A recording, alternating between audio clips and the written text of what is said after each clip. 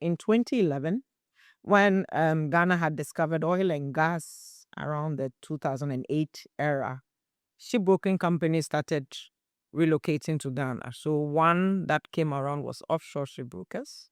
And so I was employed as the first country manager for that company.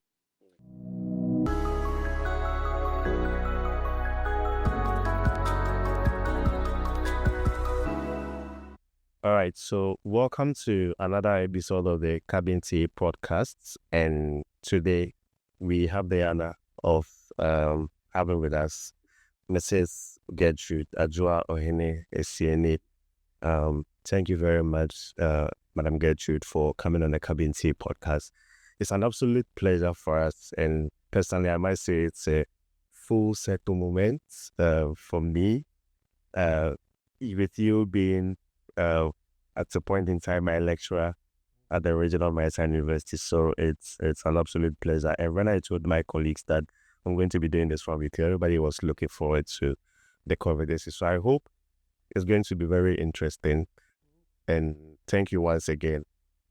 Let's start off with who you are as Madam Gertrude Adwoa Ohene-Asienim. Who are you as a person? Thank you, Lawrence. It's good to see you. And it's good to have you have this interview.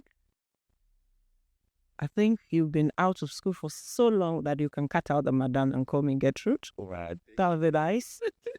So I am Gertrude Adwoa Ohene-Asienim. I'm a fellow of the Institute of Chartered Shipbrokers in London. Okay. I started my education at Okwapma Preparatory School on the Crepon Ridge and moved to a Girls Secondary School. And I continued my education as a Kwame Nkrumah University of Science and Technology. When it was University of Science and Technology, I proceeded to the Regional Maritime University, and there's a Port and Shipping Administration course, and then had my LLM at the University of Oslo. I have been working in diverse areas of shipping. I started with a bulk career. So that's where I think the chartering ambition started. When we started work with GMT Shipping. And then I moved on to work at Wild Gecko. And it was a very great experience being the export manager there. Then I proceeded to go into my LLM, and then I came back and started working with Offshore Shipbrokers. So that is the beginning of the journey of shipbrokering, and moved on to oil and gas. So I was country manager for PGS Ghana, a seismic company, and then also double-headed as the country manager for Yensin Kazan. Yensin is into FPS repression. So I was in that team as the more or less energy head and in oil and marine agencies, and was spearheading the oil and gas sector. So I was there for a while. And then of course, I started academia in 2009 with Regional Maritime University. I taught also at GIF, at a point at a private university as well. Now I can't remember the name. And then now also a tutor with MLA College. So I've also been an assistant examiner and an assessor with the Institute of Chartered Shipbrokers in London. And currently an entrepreneur championing Whitestone Shipbrokers in West Africa School of Shipping. I am married with 3 children, twins, boys and a girl. And I'm a Christian. And that one cannot leave the podcast because it's very important to me. Really? And a member of the Ghana Police Church. Interesting. Accra. Interesting. So you are a mother, but you are also a professional. And it's worth mentioning that you happen to be the first chartered shipbroker in West Africa as a woman. That is a stated fact. Yeah. And also I think you are also the committee. You used to be the committee chairperson for the membership committee for the Institute of Chartered Shipbrokers, which is based in London. How, and then you've gone through a career spanning shipping into academia, and now you're back doing your own thing. How did you get into the shipping industry in the first place? Did you know you were going to go through this journey? No, Lawrence. So the fact is that I wanted to be a newscaster. Or an air hostess. So what happened? I mean, they dress well. They're always looking very good when you see them. Yeah. So I studied English and geography at the University of Science and Technology. And so I wanted to be a newscaster. So that was I had finished my first degree. I had never heard about anything called shipping. So, but we said when a man commits his plans to the Lord, he directs his path. So we saw this advertisement in the newspapers after my national service with a company. We were doing a contract for SNIT. So I've been there as well. And so due to political changes, the company had to fold up and leak. So I saw this advert in the newspapers for a company in shipping looking for management trainees. And they were now coming to establish. And as part of the training, you had to go to the Regional Maritime University to go and pursue the postgraduate diploma in ports and shipping administration. So, Lawrence, we are the first batch of non-cadets on RMU campus. So we started the ports and shipping administration department. The first cohort, 2021 year group. So we finished in 2022. Okay. And I was the best student. So, congratulations. Thank you. So we pioneered that department with a cohort of about just 22 people. And so setting foot on the Regional Maritime University is a defining moment. I had never heard about shipping, even when I had finished my first degree. And when I got on campus, I had always been giving courses I don't like, you see. But when I started the shipping course, I realized this was something interesting. We're learning about the seas, you were learning about the insurance, you're learning about the law, the ports. And I found it very interesting. I was really passionate about the courses, so I put my all in it. Okay. And at the time as well, there was a promise that the best student was going to go to. I mean, the company employed about 12 of us from different parts of West Africa. Okay. So the plan was that the best few of us were going to actually go and work with their principal in Belgium. I hadn't traveled before, so it was a good motivation too. But when I started the course at RMU, in addition to the RMU normal academic work, we're supposed to do ICS, the Institute of Chartered Shipbrokers, professional qualifying exams. Okay. And that was hard, combining that. And we're learning some French as well. I mean, I think the company was very ambitious to train these young people to become what they wanted to become. So that was a defining moment. It was then that I realized there was a hidden treasure I hadn't actually discovered. And that was the world of shipping. And I actually then started knowing that, in fact, without shipping, there's no shopping. That the world of international trade is mirrored on the shipping trade and how it functions. So learning about the different ports, learning about the ships, learning about the cargoes, the people, and everything that. And then the fascinating thing was that you could realize that shipping glued the world. And everything you did was global. So you didn't become a local champion, but you could become an international recognized professional. So that passion kept me. And I'm happy to have been the part of the first cohorts of the Maritime Studies Department of the Regional Maritime University, and also for taking the Institute of Chartered Shipbrokers exams, because then that you could marry the academics with a professional qualification, which then sets you apart. So the journey actually began the first day I set foot at the Regional Maritime University. It was a joy to be part of a group of young men and women. Some of them were a bit older because some were working before they joined us. Do you remember the ratio in terms of men to women?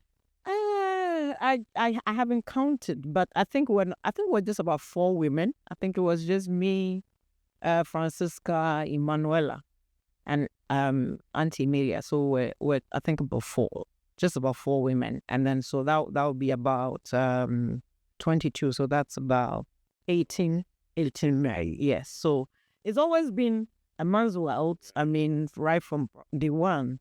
But that was an opportunity to explore and know about shipping. And so it's one of the things that drive me about passion, to tell our story, to mentor the young generation, to know that there's a profession out there that you can really be part of. And it's also interesting. Every day in shipping is never the same. Different scopes. Even 2 ships are not the same. A tanker is different from a bulk carrier. An offshore vessel is not the same. Even FPSOs are different from rigs. So shipping is extremely interesting. The cargoes are different. And the people, what glues us is that everything is internationally based.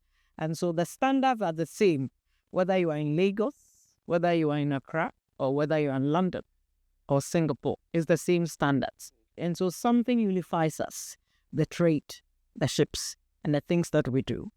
All right. So it's the trade and then the ships and then the things that you do. There are a lot of technical things that you've mentioned, like ball carrier, GIF, and so many other technical words. And for the sake of our audience, we'll go into that. I think that with the focus of this conversation is to help us look and understand the playbook of shipbroking. And let's move into the shipbroking practice. What is shipbroking all about? Because, you mentioned there's shipbroking and then you hear the word chartering. Is there a difference between the two? What really is shipbroking about?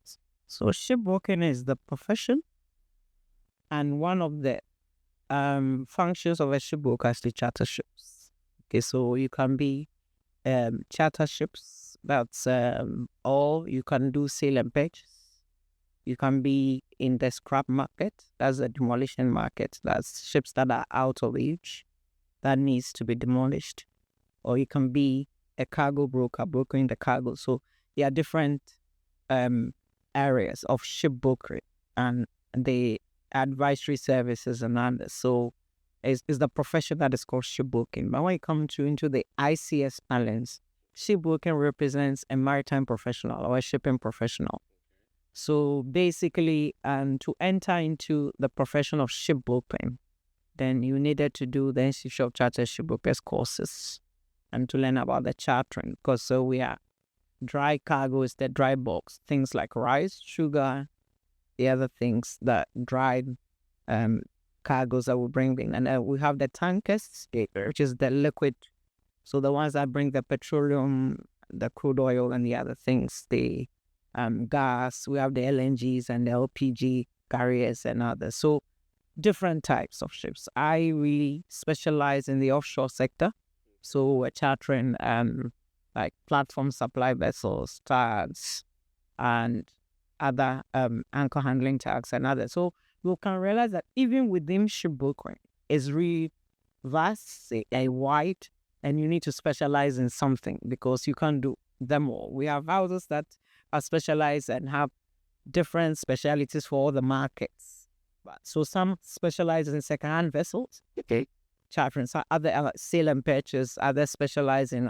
So it's different.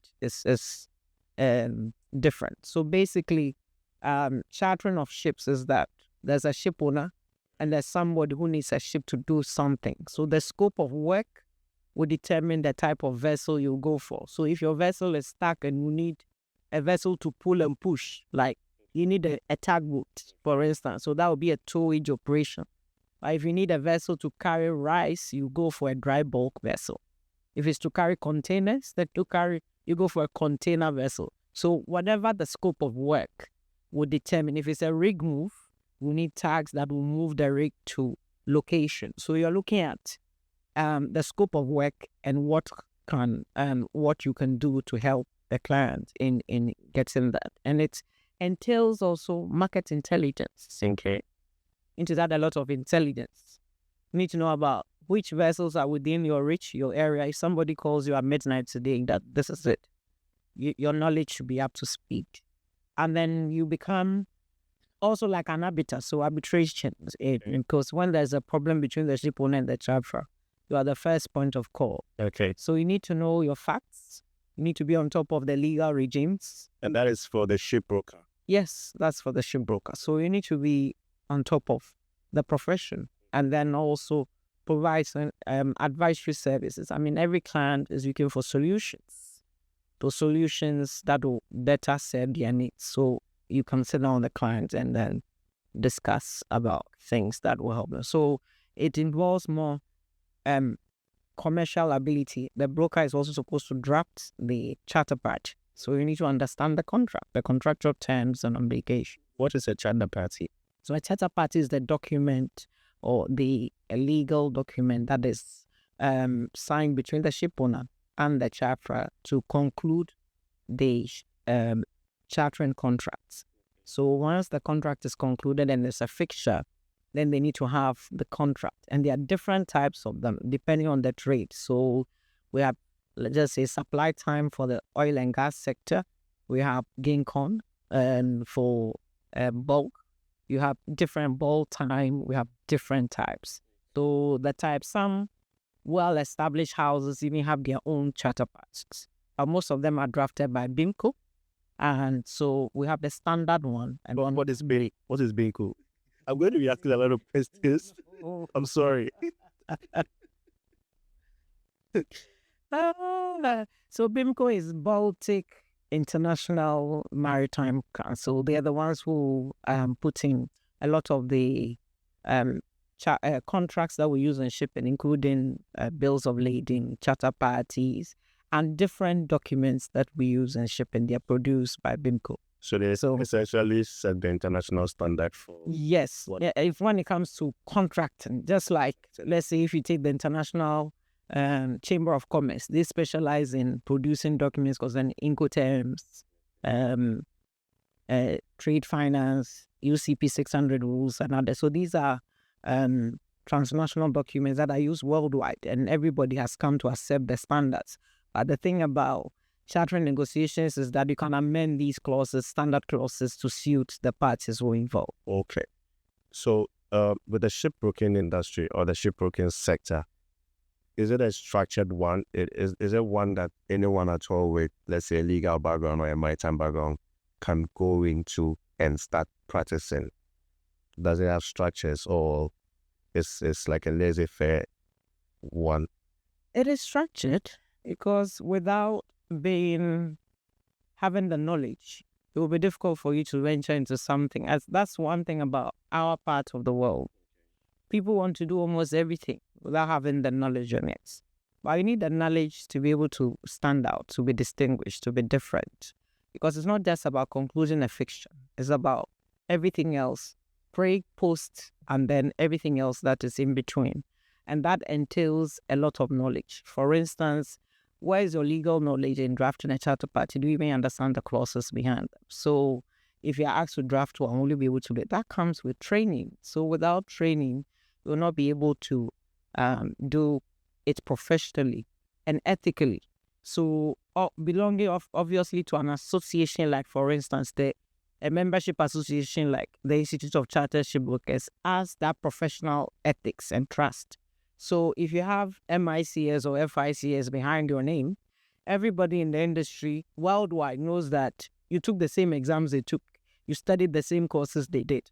And so that gives you a credible stand worldwide, and that sets you apart. And it's not just also about the work, it's also about the approach and how you're able to satisfy the client with the solutions you're able to prosper. So if you don't understand the different dynamics, somebody once came here looking for a shop, and they felt that they could shortchange, so they went behind and did their own thing. And then the liability you will incur afterwards becomes much more than, for instance, if you're concluding a voyage charter and you don't understand the technologies, that there will be demurrage, there will be all these things. You may conclude a good fixture, bring the vessel in, and just realize that because you couldn't negotiate for certain terms, that will go against you, and you end up paying much more than you would have. So It's more about providing an efficient service with the right solutions. And the solutions cannot be the same for everybody.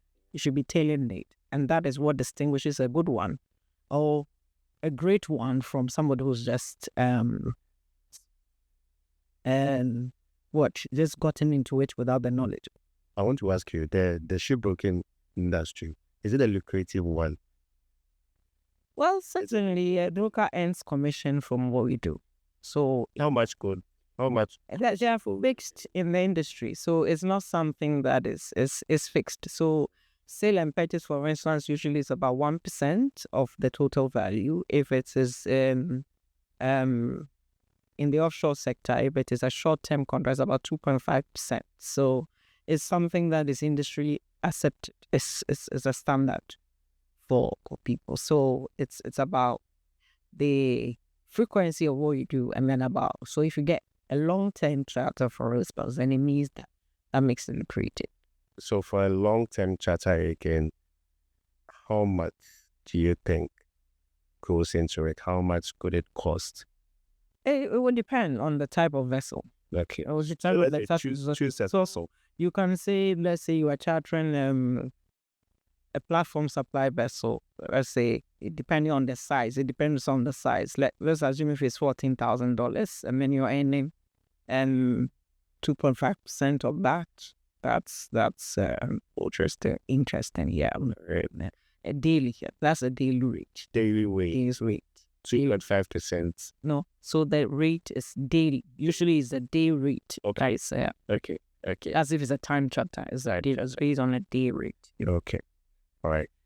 So, you are the first female chartered shipbroker in West Africa and in Ghana.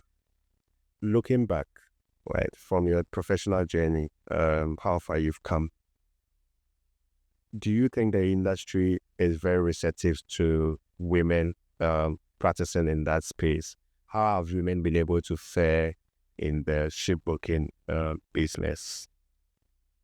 Well, when I was getting into the industry, I didn't think about anything first. So a chartered shipbroker is simply somebody who is a fellow of the Institute of Chartered Shipbrokers. And I put my scarf behind your chair.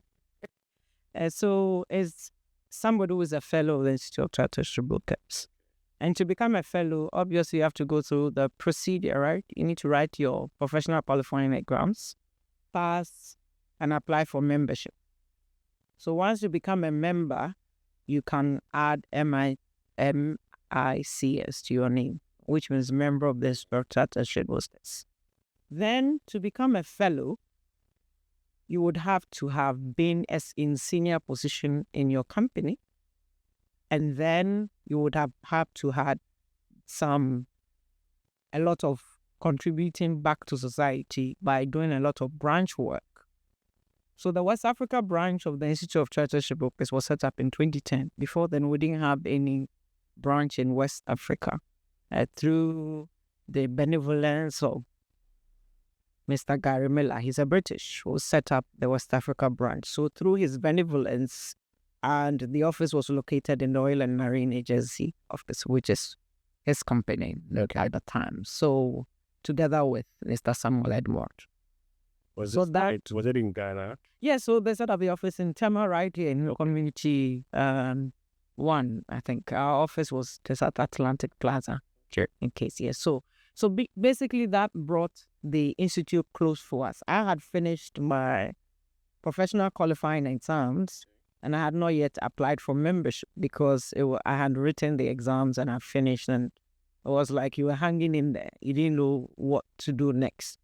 So when the branch was set up, I applied for my membership and then started actively getting involved in the branch activities. So in 2011, when Ghana had discovered oil and gas around the 2008 era, shipbroking companies started relocating to Ghana. So one that came around was Offshore Shipbrokers. And so I was employed as the first country manager for that company. So that gave me the leverage of having attained the senior position in your company. And then that brought Axwell the practice of shipbrokering. And then that led to my application for my fellowship, which then entitled me to use the word Chartered Shipbroker. So that is what led to me being the first in West Africa. So it was about the environment, the getting access to information. So the greatest disservice, I guess, to most people was access to information. If you don't have access to information, then really we know what steps to take to be able to get to where you're going. So once I got access to the information and I had my leg in the door, and once I got into the door, I have to make sure that I get influence. And influence means that you should be able to affect people positively. And to affect people positively, you need to be able to apply your knowledge. And so having started to speak at conferences, other areas, and that gave me leverage and a platform. So it's not really about being the first. It's about the influence you have on people. So when now people can say that I look up to Gertrude, that is the fulfillment. That is what matters. So it's about the next generation being able to look up to you and say, because you have been able to do it, I will also be able. So I became, the West Africa branch had 2 men as chairpersons. I became the 3rd branch chair and the first one also for the West Africa branch. So the journey of the first is many. You talked about conference, and I'll come to your recent advocacy efforts on the as a domesticated or dedicated marine insurance policy for Ghana. Let's look at the shipbroking practice again. What makes a good shipbroker? Some say it's the technical know-how. Some say it's the knowledge. Some say you need to have connections in the industry to know. You talked about market intelligence. Where do you get that market intelligence from? And what really makes you the best shipbroker, arguably, West Africa? It's a combination of almost everything we've talked about. But most importantly, it's about trust and professionalism. The Bible says David led them with integrity of heart and skillfulness of hands. So professionalism, integrity is key.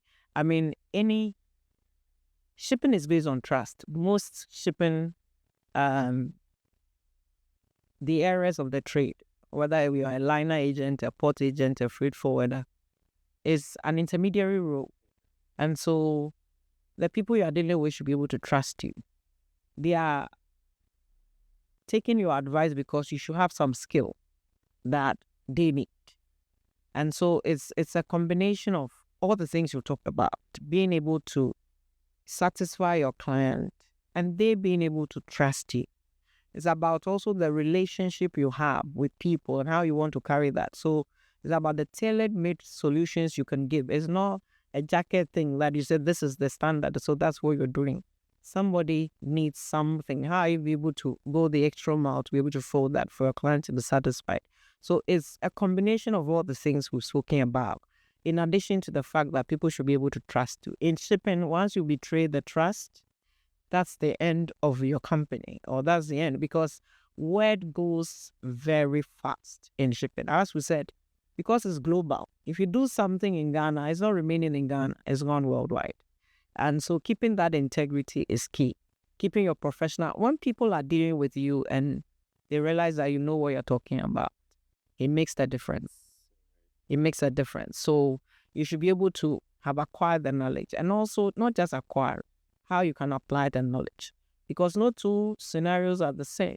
So you need to be proactive, you need to be assertive, and need to be on top of the game. And how you do that, that's a business.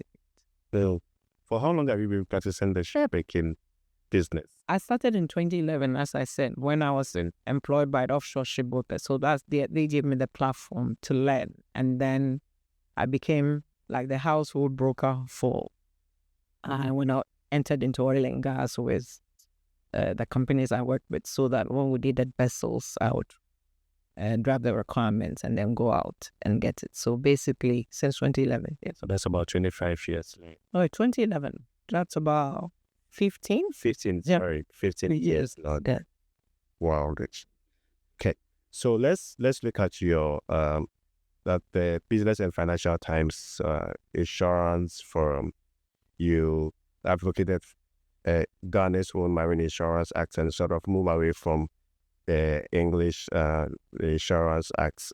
Why are you making this call at this point in time? The call to have a Marine Insurance Act or a lot more visibility on a marine insurance market is more about visibility on the marine insurance market.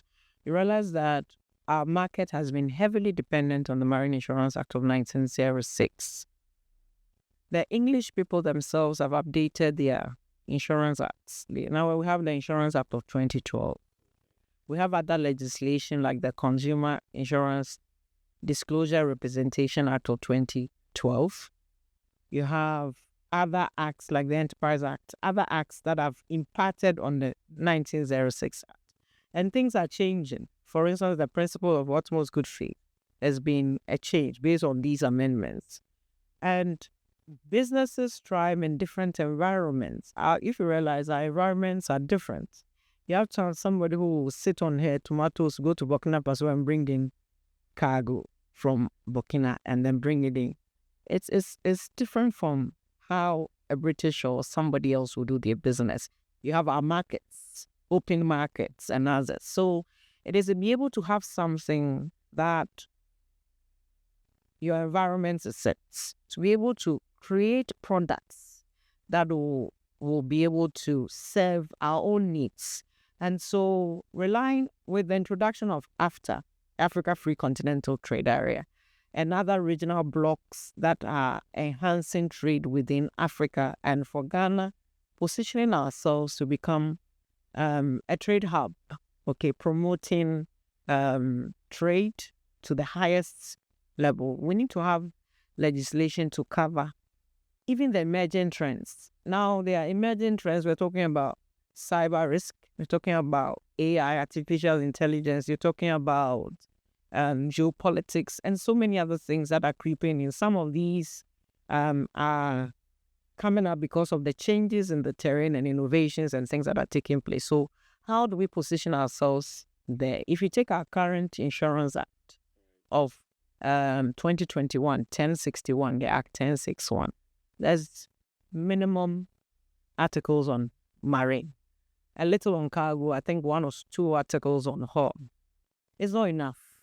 We need to expand the scope. So there can be an amendment to the current one, or get an Marine Insurance Act that will encapsulate the entire marine insurance business, from hull to cargo to loss of power to everything. So we realize that the marine insurance industry in Ghana is it's small, and so we are not able to capture the big businesses and the big things that will help insurance market to increase their capital, financial capabilities and others. And also the knowledge about the marine insurance area or space is very key. So that was the reason for the advocacy, because when these changes take place in the different jurisdictions we rely on, do they apply to us as well? So these are some of the challenges, because there's been a lot of changes in claims, in utmost good faith, in warranties, and so many others.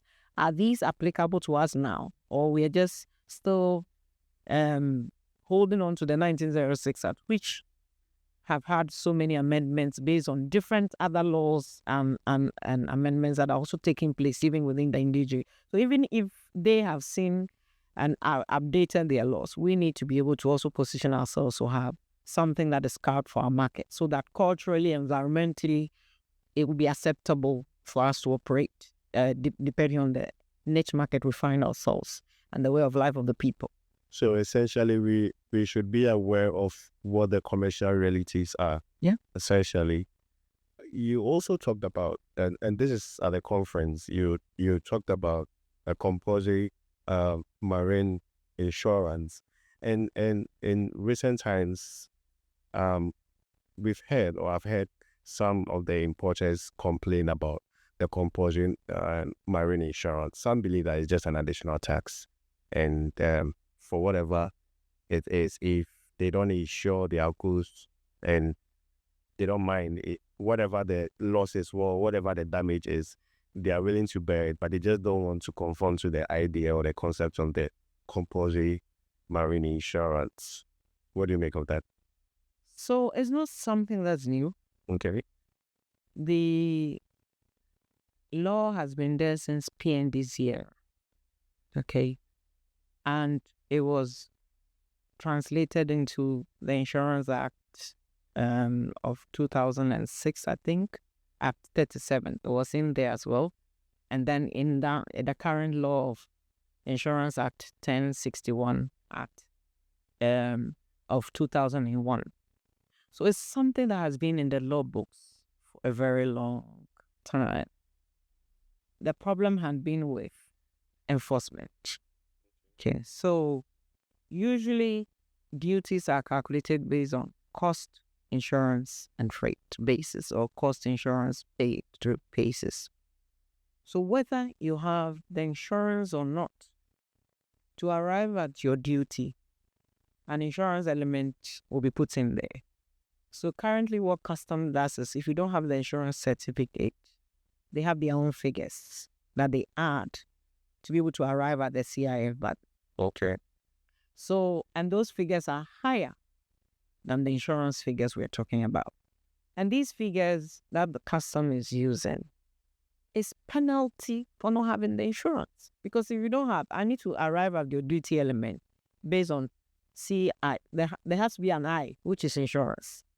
But if you rather have the insurance certificate, it will be, the value is based on the CIF value, based on the insurance you purchased. And most of the goods that have been coming in country, even when the insurance is done with offshore insurers, which is that you take delivery of your cargo here. So you notice the damage in country, not out of the country. So assuming, Lawrence, you're bringing a car from China or from Germany, and then the car has arrived in Tema, and then it wasn't, let's say, lash puppy, so the windscreen or something is broken. Are you now going to file for the insurance in Germany or China or wherever you bought the car from? It might even cost you more in that instance. But if the insurance company is here, it becomes easier for your claim to go through, because they have the men to come in, if it's inspection to do it, cargo survey, whatever, and then the reports are submitted for them to ascertain the claim. So the law is regulating, one, commercial imports. So it's not about personal effects, it's about commercial goods. It's also the fact that it's imports, not export, because we can't regulate something that's going into somebody else's country, but you can regulate what is coming into your country. And it is for the benefit of the importer, because your loss or damage is noticed internally when the goods have actually arrived and you've taken delivery.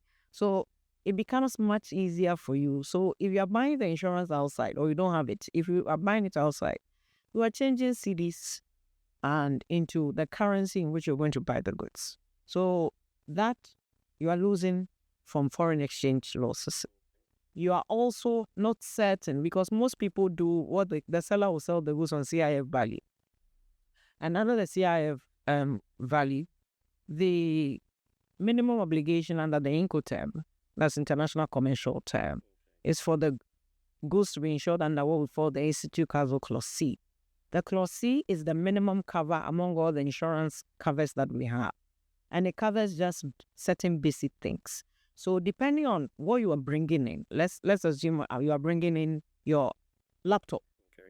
Your biggest risk will be the breakage of your screen, or because it's a high value commodity, somebody might pilfer with it and see. And the Institute Cargo Clause C doesn't cover anything like that, including handling by third parties, which shipment is not handled by third parties, what we call extraneous risk. So basically, they might buy the cover for you. You have an insurance certificate, but it's not, you paid for that insurance. That doesn't cover really what you need. But if you sit with an insurer or a broker in country and you tell them about what you are bringing in. They can tell you the solutions. And most of these certificates are also from the port of origin to the port of destination. Lawrence, in our part of the world, what is your biggest risk when you are transporting goods? It's even more on our routes. Yeah. But you can do the insurance from the origin to your warehouse, which will then also cover the inland transit. So that is to the benefit of the importer. So the benefits outweigh the cries. And for those who said they are happy to bring it in without, there are certain things, until it happens to you, you may never. Carriers have a way of limiting their liability based on the contractual terms, on the Hague-Bisbee rules or the Hague rules or the Hamburg rules, whichever of the transport conventions, whether it's by air, the Warsaw Convention, or whether it's by road, by sea. All these conventions have what we call limitation of liability clauses. And these clauses have been designed in such a way that the carrier should be able to know their risk when they're undertaking a voyage and be able, shipping is such that want to spread the risk. So something of value to you of about, a friend of mine lost her baggage. She travels to the US, lost all the baggage. She had gone really shopping, and it really contained a lot of things. Even somebody's medicine that she was supposed to bring to the person was costing $600, just the medicine in the bag. The airline paid her £1,500. She's in the UK. Okay. Based on the limitation convention under her ticket, right? The things in that bag were 4 times the cost of what you got. So based on that, it means you're losing. Yeah. It can cripple your business without you knowing. There's something called general average loss, an extraordinary loss or sacrifice that is intentionally made for the common adventure. Nobody plans for that. It's something that can be declared by a carrier based on extraordinary circumstances that happen at sea. And when that happens, everybody who had their cargo on board will share in the loss, including whoever lost their cargo.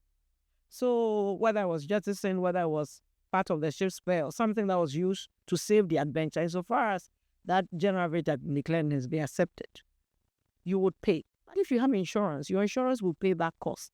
So these are things that financial risk that most of our importers are not aware of. And so it is only when it happens, somebody said they lost so much the value of their things and they went to a carrier and they give them 1,000. Yes, that's the limitation amount they can pay. So based on that, but if you have insurance, they'll pay the sum insured. And that means that you have transferred that business risk. But insurance is a risk transfer mechanism. So to the insurer. And then that gives you some leverage to be able to have business continuity, something that could cripple your business. So insurance is necessary in all the things that we do. A cargo insurance is to protect you, the importer, or even the exporter, when you really understand your Incoterms. So you know exactly where your risk ends. For instance, if you buy goods on FOB days, you know that your risk will end when the goods are put on board a vessel in Tema Port, let's say that. So you can insure from your warehouse to Tema Port to cover your risk, because from transporting it from your warehouse to Tema, something can happen, isn't it? We see these tracks on our routes with goods damaged all the time. So it is about, that's where the education knowledge comes. So if you have the right knowledge, you have the right. So if I'm buying things FOB, I'm not insured warehouse to warehouse.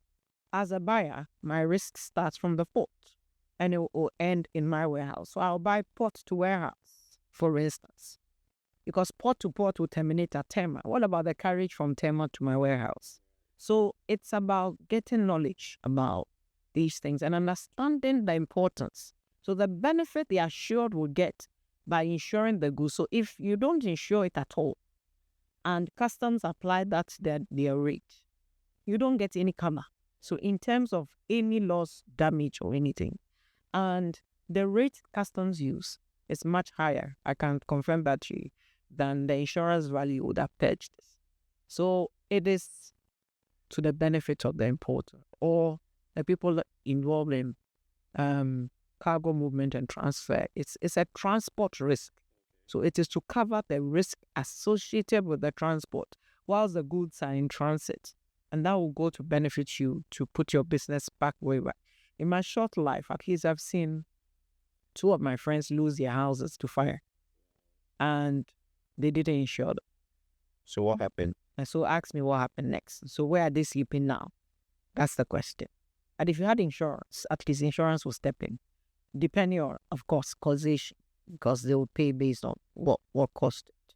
Because you cannot, for instance, set your own house on fire and then claim insurance for that. Yeah. So certainly, for all of us, there are various things that we take. Insurance is key, and we need to pay particular attention. In our part of the world, people see everything as an extra cost. But until something happens to you, you wouldn't know the value of it. And so it's important to have insurances in place in all our business endeavors. And then to help people understand how much insurance is key, definitely we need education.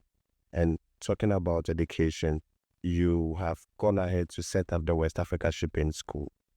Why did you set up the school? Some will argue that there's a regional maritime university, there's the Institute of Chartered Shipbrokers. So why are you setting up a West Africa Shipping School? So the Regional Maritime University is an academic institution. All right. The West Africa School of Shipping was set up based on a need I assessed in the industry. When I was working, anytime people invite me for capacity building, I go and speak.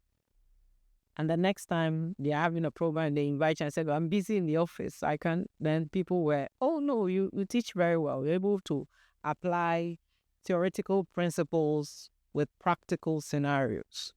So that's what the West Africa School of Shipping is about. It's about professional capacity building and training, not about university education. And we happen to be the recognized partner now for the Institute of Chartered Shipbrokers. So we are running their courses out because the Institute of Chartered Shipbrokers is focusing on the professional development. Have you seen an accountant who doesn't want to be a chartered accountant?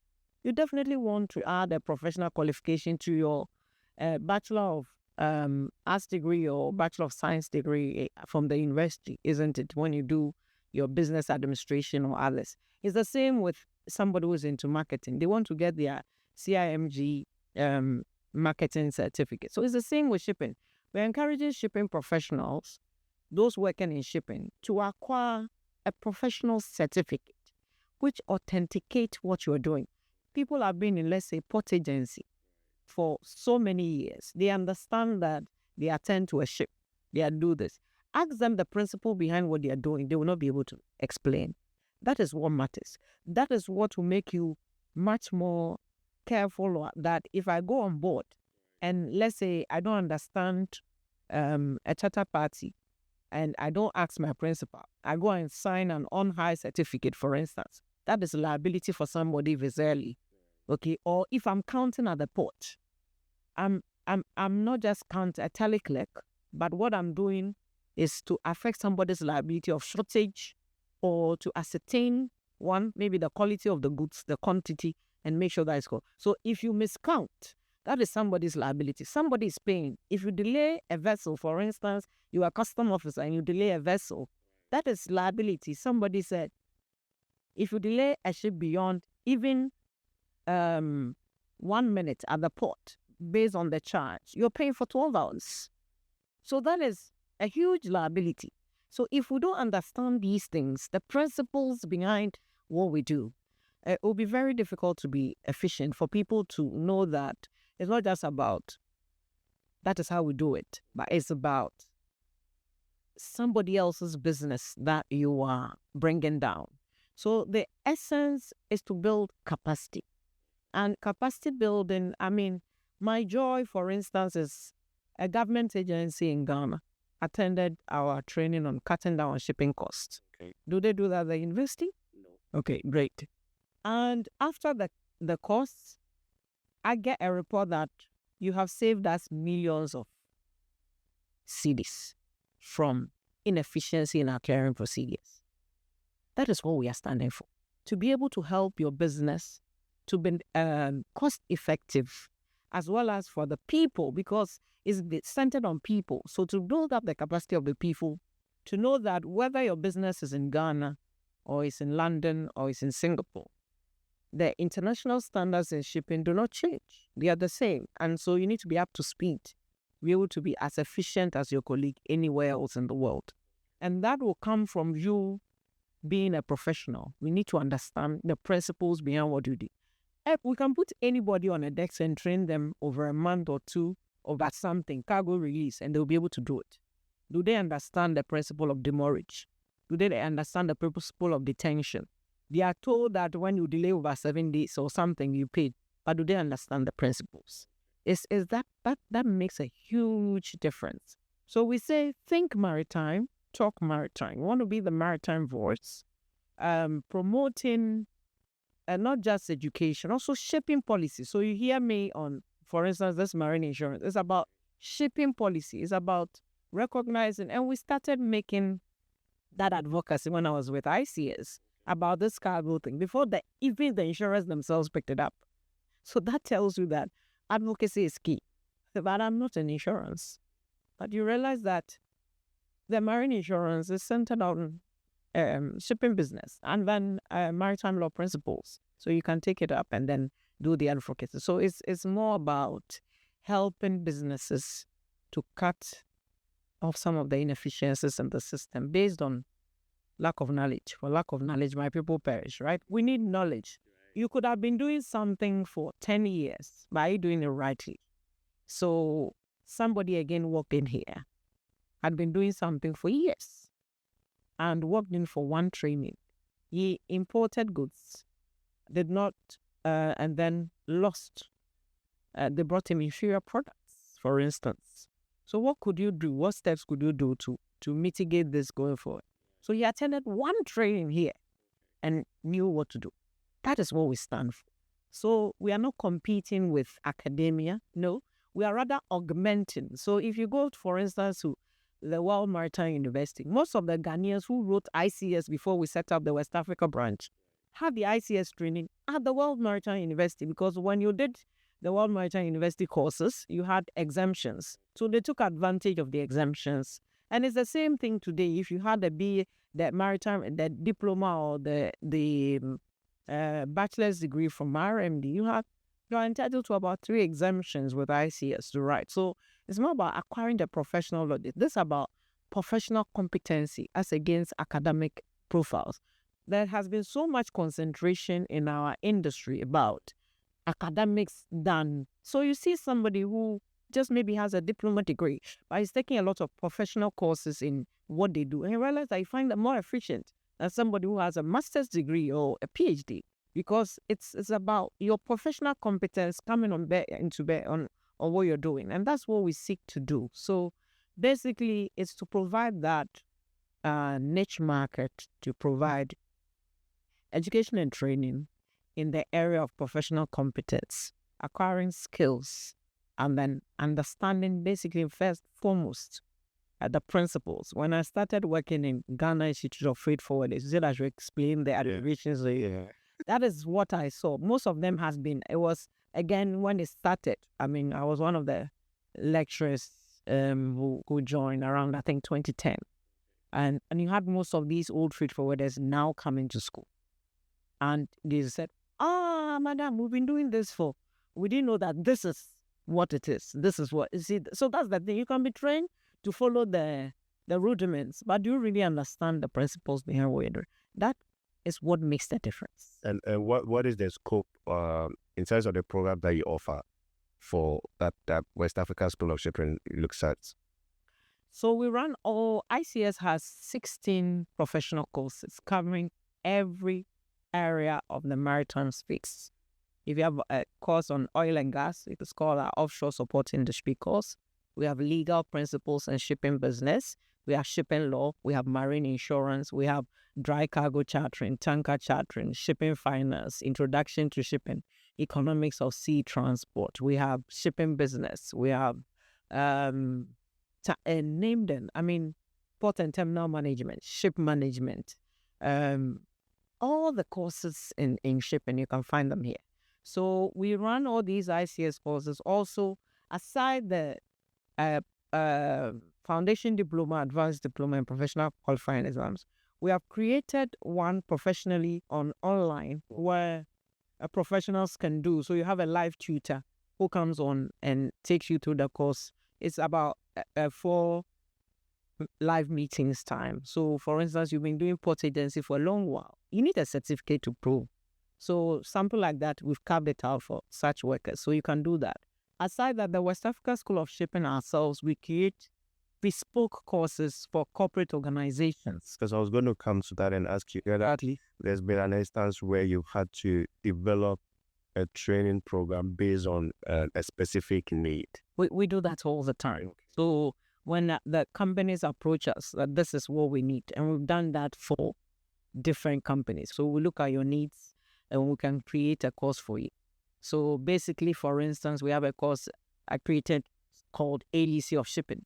ABC of Shipping that everybody in shipping needs to go through. We have the equivalent understanding shipping with the ICS course online. So ABC of Shipping, whether you are HR, you see, you don't be an HR of a shipping company where you don't understand what your staff are doing. Yeah. You can't be a lawyer of a shipping company where you don't understand the entire operations. So we've created such courses for such people so that you can at least have a holistic view of the shipping industry, if you like, the maritime world explained in the shortest possible time, so that you can have an overview, and then that will help you. So if you're an accountant and people bring invoices, you've not delayed them because you know that if we don't clear, let's say the ship is going to enter into extra charges, things. You know, there are young people who have completed, say, SHS. They've not had the opportunity to go to the university, but they are trying to also find career opportunities in the maritime space. Are there training opportunities for them? I'm talking about the backgrounds of people who are the other people that could benefit from this training program apart from the professional community. Yes, certainly. So our understanding shipping course is for beginners in shipping, for instance. And then so most of the tailored-made professional for. So for instance, currently we're running a course on the Integrated Custom Management System, ICOMS, which is a data entry portfolio. And it's hot cake for people. Most of these logistics companies, the shipping license, the integrated system being used by the shipping and port community. So once you have that skill, it's a hands-on skill. So 3 days, you apply your certificate. When you are employed by any company, you can practice this, and it's something that can easily end your job. So basically, we have courses like that for people. We have the online ICS Understanding Shipping courses, the first course that has been developed and online for anyone who wants an introductory course on shipping.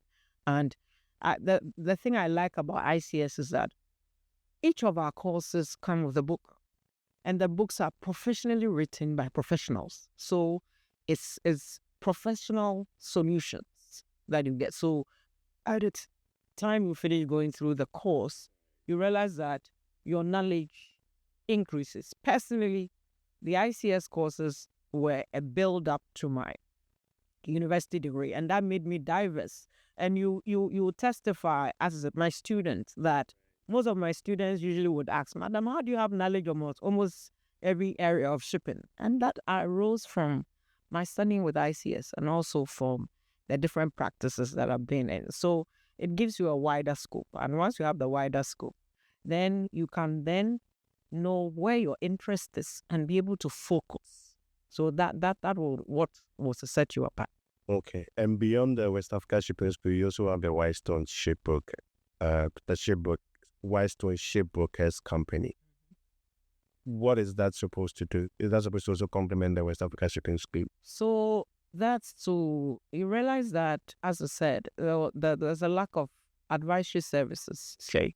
So apart from chartering of ships and the shipbroking side, we do advisory and consultancy services. So people walked in here and bring things. So for instance, somebody walked in with their bill of lading, says, okay, my cargo has arrived, but the shipping line is refusing for me to clear it. I've paid my shipping line charges everything, but they said they can't release the cargo. So, okay, just by looking at the bill of lading, I can do an advice. Okay, so something like that. It's advisory services. So people can walk in and come for advice on how you want to enter into shipping, which area. People walk in, I want to enter into shipping, which area? It's vast. Is it, do you want to be a freight forwarder? Do you want to be a port agent? Do you want to be... So it's about, we provide advisory services. And also, because of our vast international connections, for instance, if you have a dispute outside that you need an arbitrator or something, it's something that we can provide that service by linking you to arbitrators and other people, so dispute resolution and others. So it's more to provide a comprehensive need for the industry, that beyond your profession, you need also professional advice. You need to build your capacity. So West Africa School of Shipping is complementing the work of, so based on the advisory services, the need for capacity building also comes in. So they complement each other. Could I come in and say, because you mentioned the bill of lading. First of all, what's the bill of lading? I know what the bill of lading is, but can I come in and say, train me on how to understand the bill of lading, and then I start my own advisory firm? No, certainly not, because just the bill of lading is just a document that shows the contractual obligation between the shipper and the carrier, and which evidences the contract of carriage. It serves as a receipt, and it's also a document of title, so that entitles you to clear the cargo or take delivery of the cargo when the cargo arrives as the consignee. So basically, even with the bill of lading, there are different types. So basically, how do you even know the bill of lading? For instance, just like the example I gave, the bill of lading the person was holding was a negotiable bill of lading, which is then means that it is made to order. And once that happens, it means that somebody is protecting a right, whether a right of retention of the goods, preventing the consignee to take delivery based on certain obligations that need to be fulfilled. So how do you even understand that? If you're an insurance company and you have such, you need to understand these things to be able to excel in what you are doing. So that is why it is. So just studying bills of lading will not earn you a certificate to start a company, for instance. But probably if you take a course like ship management or a course like port agency, those are specialized trades. So the disciplines in shipping, we need to, if you want to become a freight forwarder, you need to go to GIF and do your FIATA course, for instance. So basically, it's to assess your need. Where do you want to fit in? If you want to do something, so that you can take the right courses, if it's port and terminal management, if it is ship finance, because banks, for instance, or other financiers would be interested in ship finance. So you need to take ship finance. So we look at what your needs are and actually advise you and the course that will help you either from the ICS courses or from a specialized course. So for instance, if you want me to build, somebody invited me for their staff retreat. Okay. They are a startup. So you do that for startups too? Yeah, so they are startup. So what can their staff learn right from day one? Okay. So you have to develop something on business ethics. I have to develop entire scope of the industry.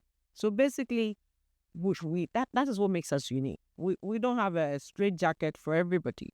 We want to provide solutions that will help you. Is it only startups in the maritime or transport industry, or let's say, could it be startups in e-commerce? Well, we are focusing on the maritime logistics and trade. So insurance, based on the marine insurance side of things, law, and other areas. We have, however, be able to capture the wider scope, added soft skills, which is expertise we don't have in-house, but we have a pool of facilitators. So because I'm a facilitator myself, if I have seen a facilitator who has wowed me, then I'm bringing him on board on my team. So we have a facilitator for something like leadership. So next month, for instance, we're doing a leadership course for a company. We did operational stress and diary management, for instance, for MPS. We did KPI for a company in Cameroon, for instance. And So basically, courses like that, soft skills and emotional intelligence. We've done a course in presentation and communication skills. Most companies, even people, how to do proper PowerPoint presentation, how to stand at a certain age, like my age now, or at a certain profile. You are called ex-tempo to come and give a speech or to come and do a presentation or something. What do? Are you going to be nervous and stand there? I've seen people with so much accolades. When you read their profile and then they come and stand in public and they are speaking and their eyes are like this, reading line by line, not looking at anybody, no good presentation skills, communication skills, even personal branding, things like that. So what makes you holistic as a person and as a business? That's what we're looking at. So it's not just about business development, it's also as a person. So if your company is not paying for you to go for training, you can pay for yourself to attend a training course like public speaking, because at a certain level, you'll be called to speak in public, whether in church, whether in at a party to come and give vote of something, so a presentation. So these are key things we all need and we all learn every day. I'm looking forward to our next training on customer service.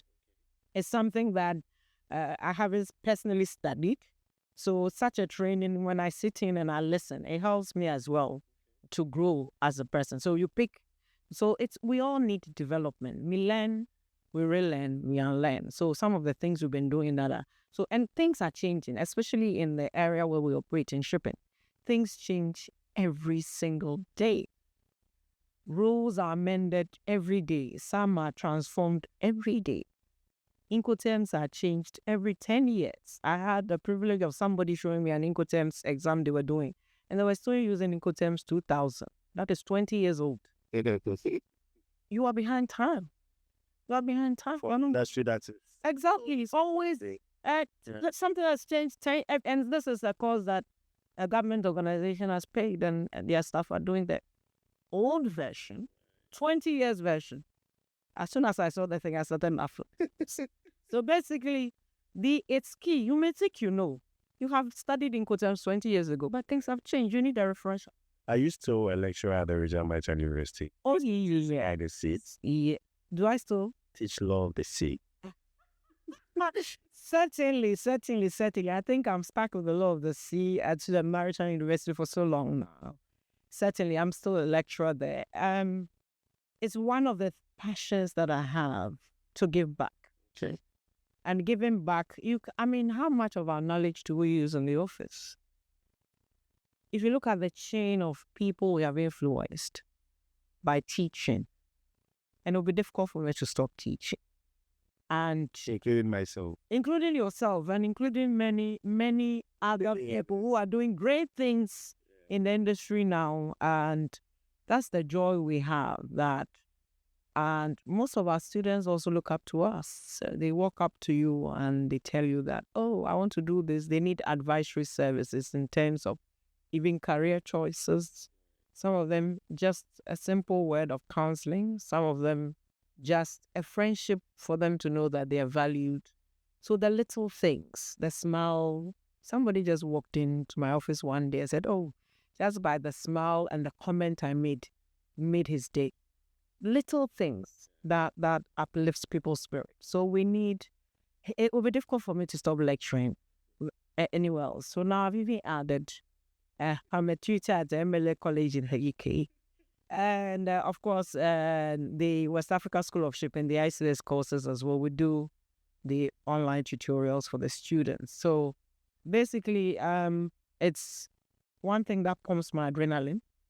And it's one thing that I feel that area that I have made a huge impact in the industry. And when we went to the insurance forum, right, from the moderator to a lot of the panel members had attended my training programs in the insurance industry. So everybody was like, we were panel mates, that everybody was like, madam, and So it's really a fulfilling and joyous. People say that teacher's reward is in heaven. But I think my reward is here on earth, because the joy of seeing you sitting in front of me today is a reward based on the fact that we've been able to train people and now they're on their own excelling And in that, what else do you seek in life? What other reward? Or you get to a place that 50% of the people working there are people you have taught, and they are making impact where they are. Look at the recent maritime trade fair that we organized. I look at Jeffrey and that. I mean, these are our jobs. These are things that the people that we have personally mentored and who have become part of our lives are excelling in different areas of their lives. So we can't ask for more than that. Right. Talking about fulfillment, you just ended your tenure as president for WISTA, Women in Shipping Trading Association. What was the experience like? What did the role demand of you, and what were some of the issues that you tackled during the time as president? Well, WISTA is Women International Shipping and Trading Association worldwide. I think we have 62 national associations worldwide now, with over 6,000 women as members. So WISTA, the aim is to promote diversity, inclusion, and also mentor the next generation. So during my tenure as president of WISTA Ghana, one of the things that I made sure that WISTA Ghana had was visibility. Because if you don't have visibility, you don't even have a voice. And visibility, so going on TV stations, others, make sure organizing important activities on the shipping calendar, being part of it. So we contributed to policy. For instance, last year you realized that the Ghana Maritime Authority celebrated under the able leadership of Dr. Kamaldeen, celebrated World Maritime Day for 3 days. It had never happened. And part of it was because we got involved and advocated and then was also accepted. They accepted us to be. So there was a float. There was a education of fishermen at Jamestown. There was the day itself, which was the World Maritime Day itself. And prior to that, we were on TV stations, radio stations, advocating for that.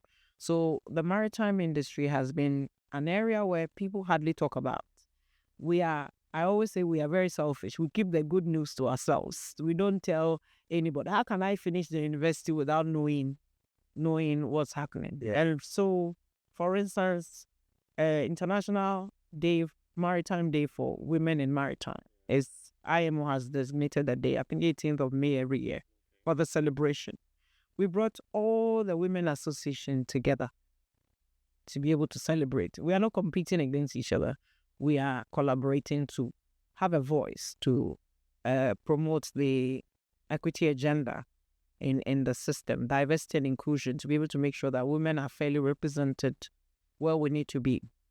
And so that was a great thing to bring all the ladies associations, because there are so many ladies association now. We have the OLAT, we have WIMA, we have WUMOCA, we have this, but we are all, it's the same objective. So why don't we come together to be able to have the same voice? And what does WISTA stand for?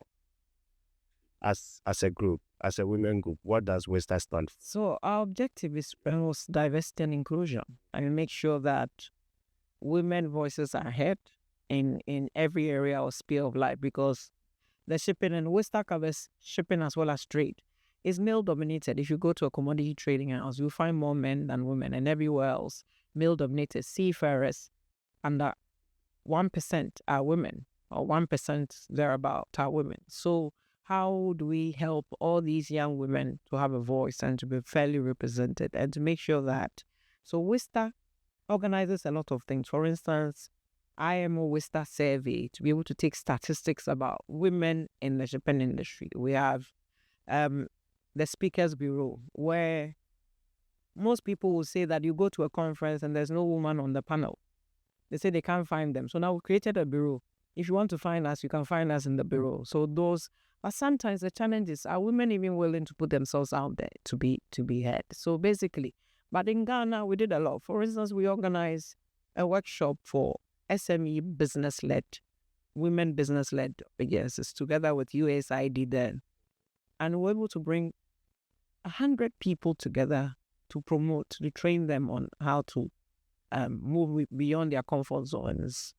We also added the charity bit because we are an organization that promotes diversity and inclusion. So, for instance, donating to the St. Nicholas Preparatory School, an orphanage, which was started by seafarers in Tema Newtown. It's fulfilling to talk to the students about shipping careers.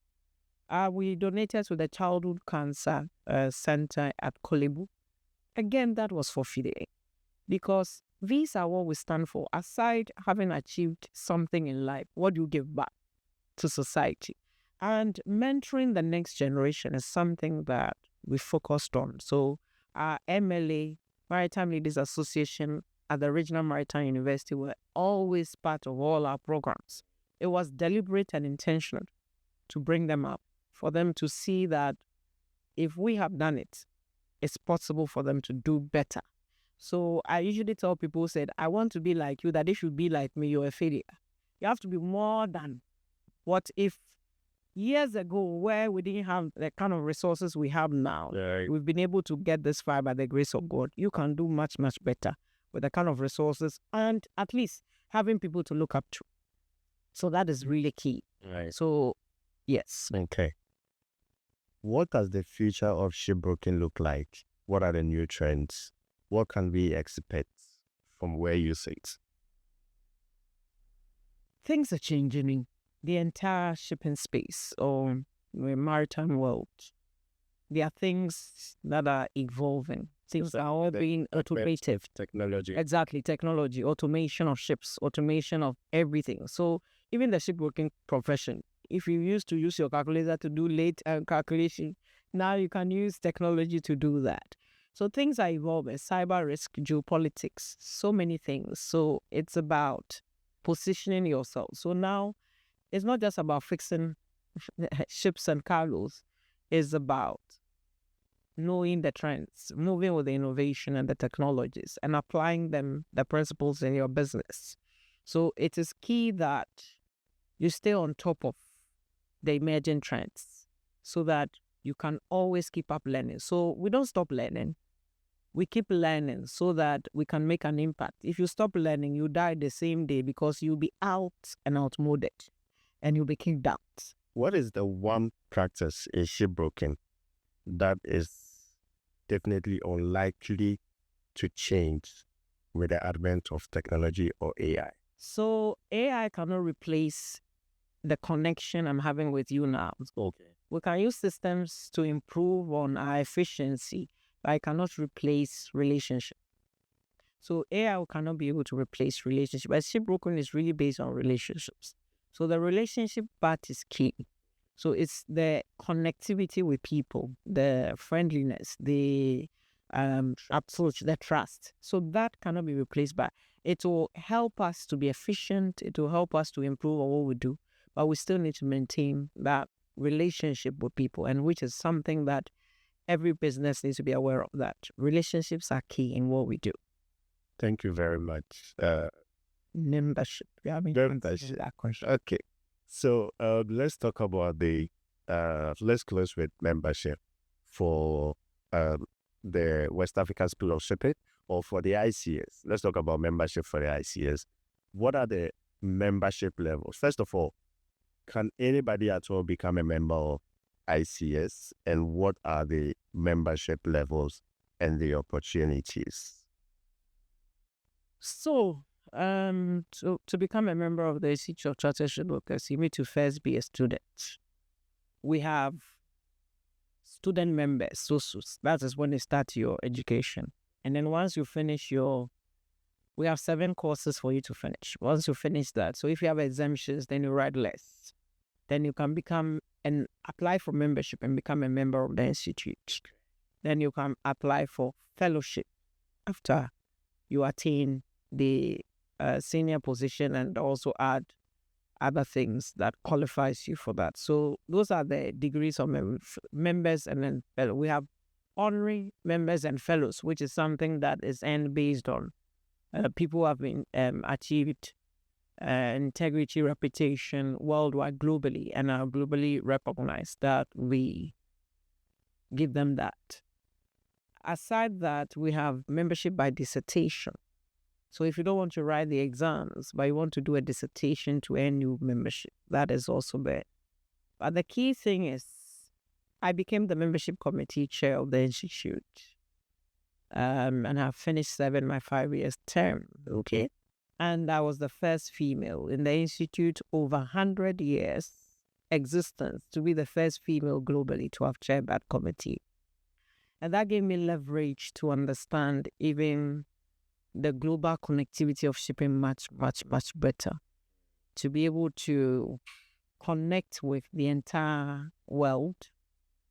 And so that also helped me in my shaping my professional network. Right. So the network opportunities within belonging to a membership association is something that, so from Singapore to Germany to Middle East to you name them, I can take a phone and call somebody that I need this, I need that. And these are the results of affiliations of membership with the Institute of Chartered Shipbrokers. And the fact that it also authenticates your professional exactly integrity, and then your professional acumen in the industry, having MICS or FICS. And so being able to use those postnominals are key. And then also the fact that the institute also provides key areas for learning and development, like webinars on topical issues, producing newsletters. We have the shipping network, for instance, that are produced quarterly. So you know what's going on in the industry, you can build up on that. So my advice to all shipping professionals, that the word shipbrokering and the ICS represents the shipping professional. So I encourage everybody to take up their courses with the Institute of Chartered Shipbrokers through the West Africa School of Shipping, represented in West Africa, and build up your professional capacity and increase your visibility with your network and global networking, so that you can enjoy the full benefits of being a shipping professional. Thank you very much. And let me also use this opportunity to say that on behalf of myself and my colleagues whom you taught, and all the other youth in the industry, I think you've been an amazing mentor and personality. A lot of us look up to you, and we will never forget your red bears.